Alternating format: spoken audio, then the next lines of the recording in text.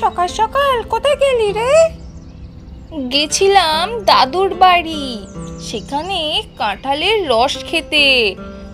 আহা, কি স্বাদ! কাঁঠালের রস? আমাকে বললি না কেন? তোকে বললে তো তুই পুরো হাঁড়িটাই খেয়ে ফেলবি। তাতে কি আছে, আমি একটু বেশি খাই, তাতে কি? সমস্যা খাওয়ার না, সমস্যা হলো পরে তুই এমন ঢেকুর দিতে থাকিস যে গাছও কাঁপে।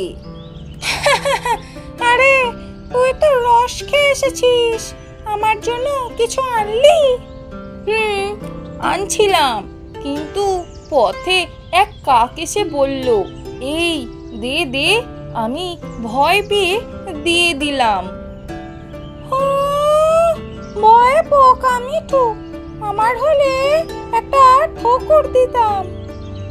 তুই ঠোকর দিবি আর শেষে ও তোর পালক খুলে নেবে। আমি চুনো চড়ুই, আমার পালক কেউ নিতে পারে না।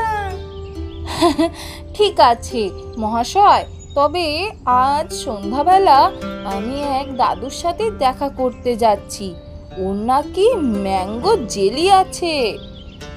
দাঁড়া, এইবার আমিও যাব। আমি আগে থেকে বলে দিলাম, পুরো হাঁড়িটা আমার। তোকে নিয়ে গেলে কিছুই পাবো না আমি। তাহলে বাড়িতে বসে থেকে নিজেই খা, আমি কাককেও ঠকাবো, জেলিও খাবো, আর গাছেও ঘুমাবো। উফ, আচ্ছা চল, আজ তুই হিরো হ।